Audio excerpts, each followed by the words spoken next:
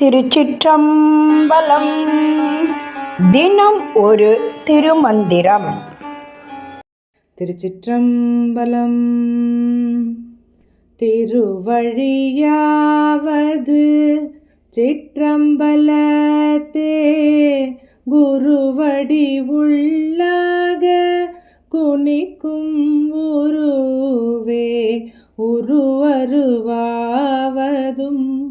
ஊற்றுணர்ந்தோர்க்கு அருள் வழியாவதும்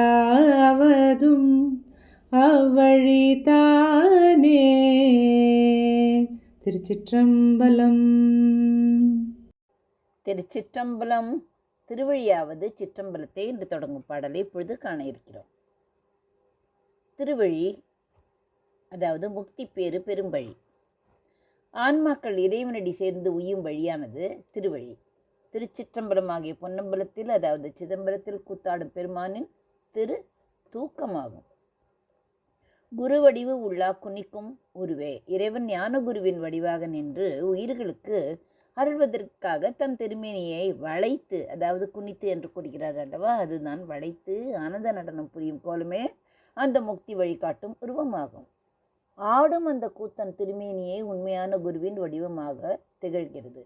உரு அருவாவது உற்று உணர்ந்தோர்க்கு உருவமாகவும் உருவம் அற்றதாகவும் உள்ள பரம்பொருள் எது என்று மெய்யுணர்வுடன் ஆழ்ந்து சிந்தித்து உணர்ந்த ஞானிகளுக்கு புரியும். ஆன்மாக்களுக்கு அருள் கிடைக்கக்கூடிய உண்மையான அருள் வழியும் அந்த சிதம்பரநாதனின் திருக்கூத்து நடவடிகளை பற்றி நிற்பதுவே ஆகும். தமிழ் மூதறிஞர் திருமூரர் தில்லை நடராஜ பெருமானின் ஆனந்த திருக்கூத்தை கண்டு கழித்து அந்த பேரானந்த பெருவெளியை உலகோர் உணரும் வண்ணம் திருமந்திரத்தில் பல பாடல்களால் வடித்துள்ளார். இறைவன் லிங்க வடிவில் அருவமாகவும் மனித வடிவில் உருவமாகவும் நடராஜ பெருமானாக உருவாகவும் விளங்குகிறான். இந்த மூன்று நெறிகளையும் தன் திரு நடனத்தின் மூலம் வெளிப்படுத்துபவன் அந்த சிற்றம்பலவன். ஆடும் கூத்தனின் வடிவம் வெறும் நடனம் மட்டுமல்ல, அது உலகை காக்கும் குருவின் வடிவம். மாணவனை அதாவது உயிரை அறியாமை தூக்கத்திலிருந்து விழிப்புடன் இருக்கச் செய்து பாசக்கயிற்றிலிருந்து விடுதலை அளிப்பவரே உண்மையான குரு. அந்த வகையில் நடராஜ பெருமானே ஆடும் குருவாக நின்று நமக்கு முக்தி வீட்டை தருகிறார் என்பதை இப்பாடல் அழகாக விளக்குகிறது.